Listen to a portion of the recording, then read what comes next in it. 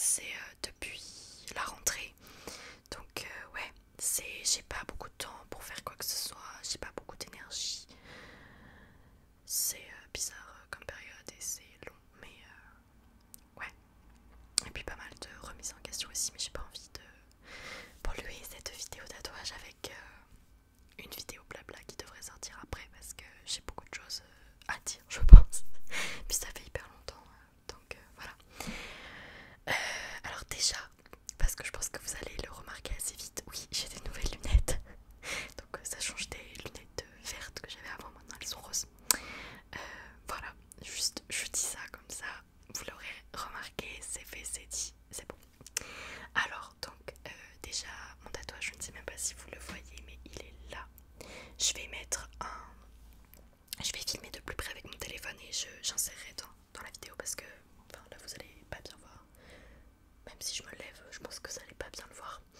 Mais juste pour que vous vous rendiez compte de la taille, là il est à l'envers du coup. Mais je vous mettrai là ou là, quelque part. Du coup je vous insérerai une vidéo où je vous montre vraiment bien. Alors donc je pense que je vais répondre aux questions. Je vais pas genre raconter le truc parce que sinon en fait je vais répondre aux questions. Donc on va plutôt faire comme ça. Alors je vais essayer de faire dans un ordre un peu logique. Donc par exemple il y a The Poppy Diaries qui me demande quel a été ton délai de réflexion. Et je crois qu'il y a eu une autre question en mode voilà, est-ce que tu as pris la décision sur un coup de tête ou est-ce que tu y as pensé depuis longtemps? Alors c'est pas du tout une décision sur un coup de tête parce qu'en fait c'est un cadeau de ma soeur, donc c'est mon cadeau d'anniversaire. Donc on va dire genre un mois avant Noël, anniversaire du coup, elle voulait déjà prendre rendez-vous. Donc non, on peut pas dire que ce soit un truc impulsif parce que du coup c'était prévu de toute façon pas par mois. Et du coup je me suis fait tatouer le 22 janvier. Donc là mon tatouage il a un peu plus d'une semaine. Donc encore une fois j'essaye de vous montrer, mais il a bien cicatrisé, même si je vous en reparlerai après, mais je trouve que le processus de cicatrisation est pas hyper explicité alors que c'est quand même hyper important. Je pensais que c'était comme un piercing, on s'en fichait un peu, enfin genre que ça se faisait tout seul, mais non. Bref, alors donc non, ça n'a pas été impulsif et en fait j'ai eu l'idée de ce tatouage en pas non plus genre il y a 10 ans. Je crois que c'était quand même en 2021, peut-être en 2020, mais je pense que c'était en 2021, donc on va dire à peu près un an ou un petit peu moins d'un an de réflexion. Je vais pas répondre à trop de choses parce que je sais qu'il y a des questions après. Du coup, on va dire à peu près un an de réflexion. Alors, donc j'ai deux questions qui se ressemblent. Est-ce que c'est un tatouage symbolique? As-tu choisi un tatouage symbolique? Si oui, lequel? Donc déjà vous l'aurez remarqué, hein, ça c'est assez clair, ce n'est pas un dessin, c'est un mot. Donc déjà quand on me demandait si c'était un dessin ou autre chose, non c'est un mot. Je pense que pour commencer c'est pas mal de faire plutôt un mot, ou alors peut-être un petit dessin, mais je pense qu'il faut pas se lancer dans un truc énorme comme premier tatouage. Du coup c'est un mot, et est-ce qu'il y a une symbolique derrière? Oui. Mais pareil, j'essaye de vous faire du petit suspense, de pas vous dire tout de suite. Mais oui, il y a une symbolique derrière. Elodie MRT me demande sur quel endroit je me suis fait tatouer. Donc vous l'aurez remarqué, en fait c'est juste avant le pli du coude, juste au-dessus. Et pour la petite histoire, en fait quand je tends le bras, genre mon bras il fait comme ça. Et du coup la tatoueuse était en PLS parce qu'elle savait pas comment le centrer.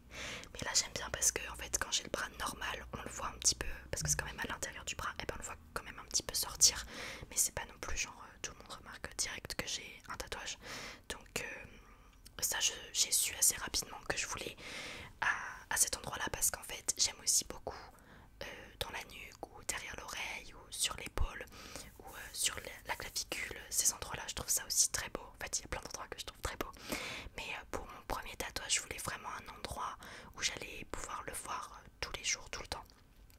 Et en fait le poignet, au niveau de ma phobie des veines, c'est vraiment pas possible.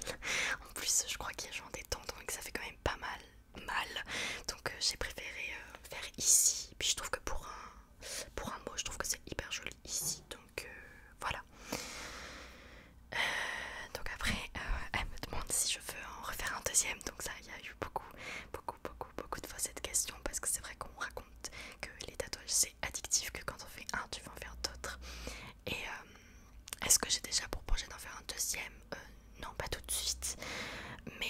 va dire que oui, j'ai des idées, mais je pense que je voudrais jamais faire un gros tatouage. Je pense que genre ça c'est presque le truc le plus gros que je pourrais faire, parce que je suis de, de comptes Instagram en fait de filles qui font des tatouages avec des couleurs un petit peu genre flashy ou pastel, et je sais que les encres couleurs vont être interdites, donc j'ai grave le seum parce que ce qu'elles font c'est magnifique, mais des fois elles en font vraiment des tout petits, genre un tout petit cœur ou des trucs comme ça. J'aime trop parce que ça, enfin c'est un peu un tatouage random, mais ça fait un peu tatouage secret, genre les gens remarquent même pas, tu sais, on pourrait croire c'est un grain de beauté, mais en fait c'est un petit cœur. Je trouve ça trop chou. Donc franchement j'aimerais bien, mais bah si on n'a plus le droit de faire en couleur, mais ce serait ce qui me tenterait, l'un des trucs qui me tenterait le plus. Et en vrai ouais j'aimerais bien faire en couleur, mais est-ce qu'on pourra, je ne sais pas. Donc quelqu'un m'avait demandé est-ce que j'ai d'autres projets de tatouage, vraiment un projet clair que j'ai comme idée depuis quelques temps. Il y a en fait le logo de la ville où je suis née. Vous allez vous dire je suis tarée, mais vraiment genre la ville où je suis née c'est mon endroit préféré sur terre. Et le logo en fait représente genre un bateau à voile, un soleil couchant et des vagues. Donc c'est ma personne dans un logo de ville. Ma soeur a posé plein de questions et elle demande qui est la personne qui a eu la chance de t'accompagner dans cette expérience inédite. Donc évidemment c'était elle, c'est pour ça qu'elle pose la question. Il y a des gens qui me demandent chez qui je me suis fait tatouer, donc ça je vais pas le dire du coup. Je pense que vous comprenez pourquoi. Ma nièce qui me demande ça te dirait pas de te faire tatouer Lola sur l'arcade sourcilière droite par hasard? Non Lola, non, je me ferai pas tatouer un prénom de toute façon, je pense vraiment pas. Donc après, ma soeur qui me pose des milliards de questions. T'as pas peur qu'on te demande tout le temps ce que ça veut dire, que ça te saoule? Si, alors ça, en fait, je suis genre tatou shy. Genre ça, il y a déjà des gens qui m'ont demandé ce que ça voulait dire. Ça me gêne trop. Je pensais pas que ça allait me gêner, mais j'ai l'impression qu'on me demande genre ma taille de soutien-gorge limite. Genre ça me gêne trop. Je trouve ça ultra personnel, même si je le prends pas du tout mal. C'est normal comme réaction. Mais ça me gêne beaucoup. C'est pas que je l'assume pas, c'est juste que j'aime pas, je sais pas. C'est un peu bizarre parce que c'est genre je l'ai mis là pour que tout le monde le voit. Et si on me demande ce que ça veut dire, je suis en mode j'ai pas envie de dire. Alors on me demande comment a été ton ressenti vis-à-vis de la douleur. Je m'attendais pas du tout à ça en fait, parce que ma soeur a plusieurs tatouages et son copain aussi. Et en fait elle m'a dit que ça allait faire comme si on grattait en fait. Gratter. Comme si on grattait sur un même endroit longtemps. Là ça me faisait un peu tort, mais en gros elle était en mode ça fait pas mal. Mais alors moi c'est pas du tout ce que j'ai ressenti. J'ai vraiment ressenti qu'on me piquait. Genre je peux pas expliquer mieux que ça. C'est même pas ça le lance, c'est juste ça pique vraiment très fort. Et genre larmes aux yeux. Et en fait tant qu'elle continue, qu'elle ressort pas encore l'aiguille, ça va parce que je m'habitue. Et après elle ressortait l'aiguille, elle remettait là, ça fait vraiment mal. Après c'est pas non plus d'humeur, mais ça fait mal. Et en tout mon tatouage pour le faire ça a duré moins de 20 minutes. Et je pense que genre 1 heure c'est mon max, mais je pourrais jamais faire plus. Genre je meurs. Je comprends pas comment les gens font pour faire genre des énormes tatouages et passer genre 4 heures par-ci, 4 heures par-là. Non. Donc je pense que je pourrais jamais faire un gros truc. Et de toute façon j'ai pas forcément envie, mais non ça fait mal quand même. Disons que je m'attendais à ce que ça fasse moins mal parce que tout le monde était là, ça fait pas mal du tout, j'ai rien senti, blablabla. Si, ça fait mal. On me demandait es-tu satisfaite du résultat? Oui, très satisfaite du résultat. Bah c'est nickel quoi, c'est ce que j'avais demandé. Est-ce que c'est ton premier tatouage? Oui. Est-ce que tu aimerais un tatouage pour tes chats? Honnêtement je pense pas. En vrai je pourrais grave me faire tatouer genre un yin yang, ce serait trop mignon. Mais je sais pas. Je sais pas parce que je vais avoir des... À mon avis dans ma vie je vais avoir quand même plein d'animaux si je commence à me faire tatouer. Réglisse et Malo par exemple. Bah après je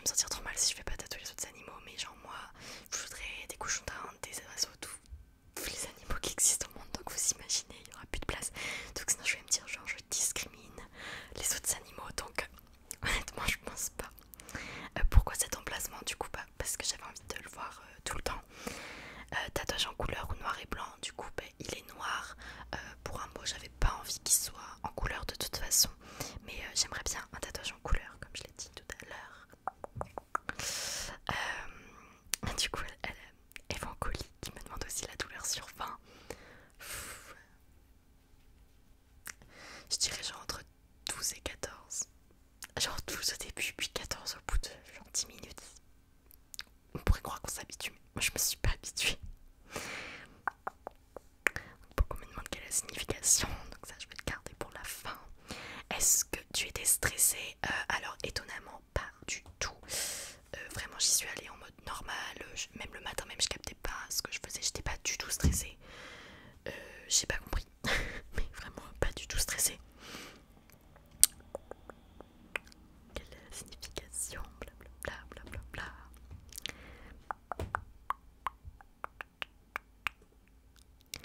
Ce n'est pas une question, mais félicitations, si tu es comme moi tu n'arrêteras plus. On va voir. Donc dessin ou phrase, c'est un mot. Phrase, j'y ai pensé, mais je trouve ça un peu trop gros du coup. Comme je disais tout à l'heure, je pense que je survivrai pas. Ok, bon, maintenant je pense que la dernière question c'est quelle est la signification, donc je vais vous expliquer. Attention, vous êtes de VIP parce que je déteste. Je déteste en parler, mais faut que je m'habitue parce que je vous dis, c'est pas du tout que j'en ai honte, mais j'en parlais avec des filles et c'est vrai que c'est. Je pense qu'il y a des tatouages qui sont plus intimes que d'autres. Et là, ben, je pense que vous allez comprendre pourquoi c'est assez intime. Vous me connaissez donc ça va pas du tout vous surprendre, je pense. Mais pour les. C'est pas que j'ai peur du jugement des autres, mais en fait, j'ai presque pas envie de leur donner ce pouvoir de me juger sur ça. Je sais pas si vous comprenez. Vous allez peut-être comprendre une fois que je vais expliquer ce que c'est. Mais Malo a décidé de faire du bruit. Quand c'est pas réglé, c'est Malo. Alors, donc, mon tatouage, je ne sais pas si vous avez réussi à le voir ici ou sur les vidéos que j'ai mises, mais du coup, j'espère quand même que vous avez réussi à lire.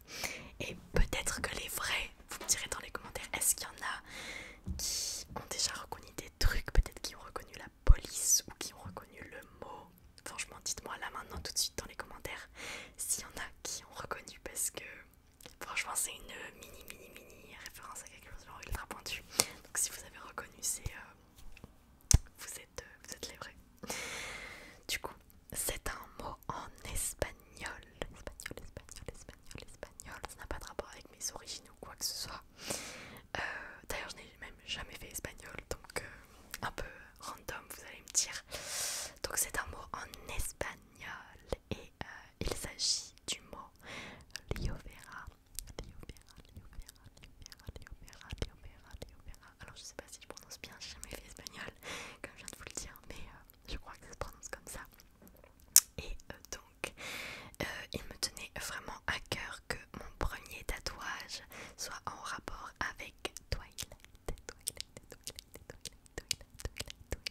Donc là, il y en a plein qui sont en mode oh mon dieu, c'est pas grave.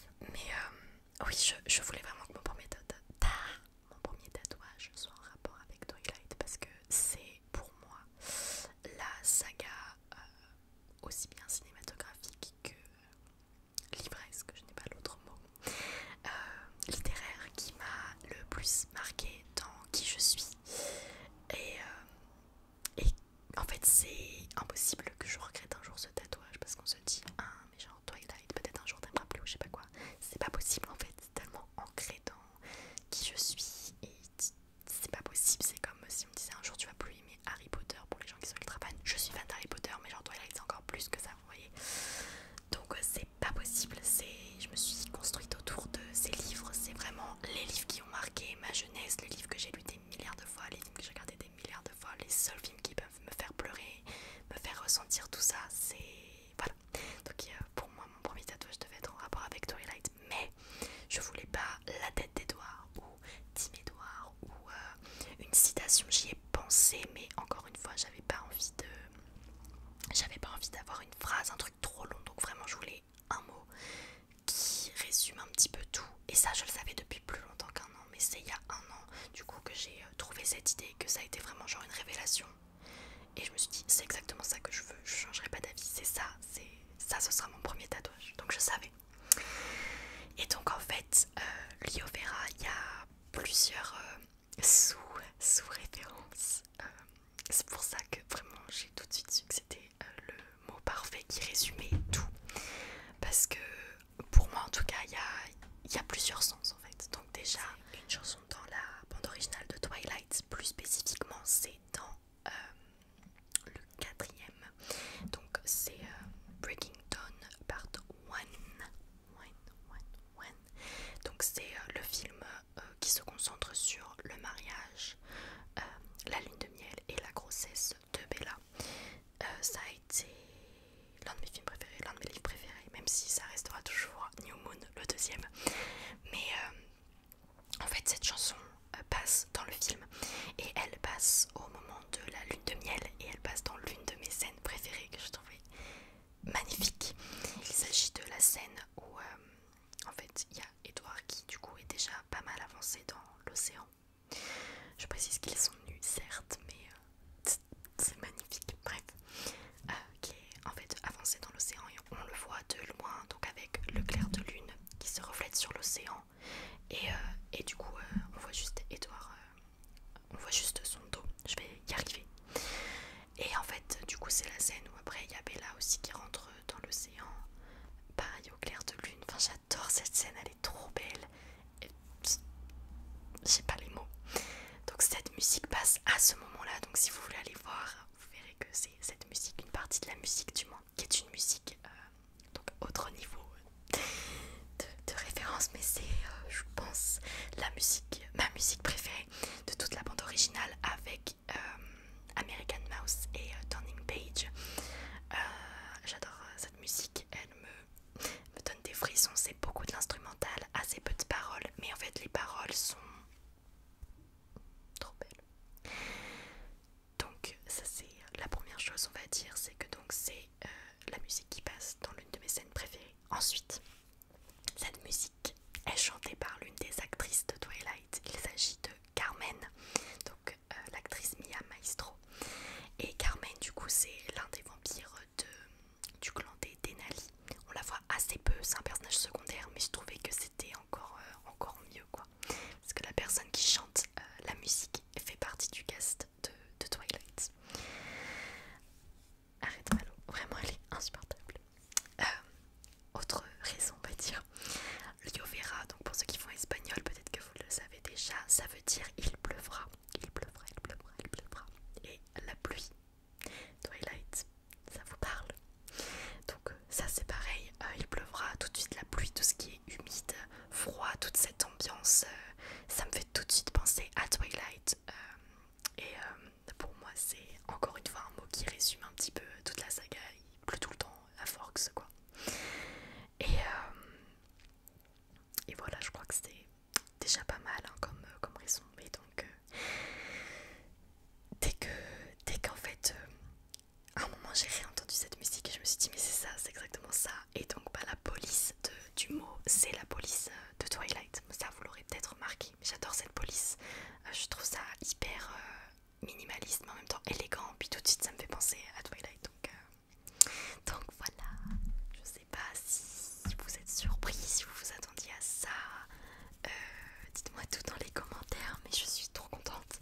Un grand merci à ma soeur pour m'avoir emmené, m'avoir pris le rendez-vous, m'avoir offert ce beau tatouage, ce très beau cadeau qui va rester sur ma peau toute ma vie. Je regrette pas une seule seconde, je suis très contente du rendu et de l'avoir fait. Et que mon premier tatouage soit en rapport avec Twilight, qui, je sais, voilà, il y en a beaucoup qui jugent, mais je peux même pas en fait expliquer combien ça compte pour moi.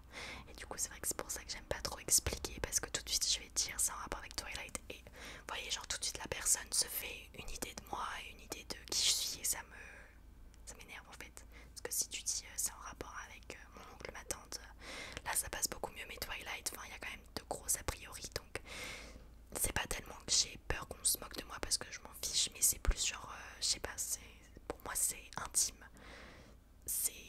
En fait, je supporte même pas, vous voyez, qu'on s'immisce comme ça et qu'après on puisse juger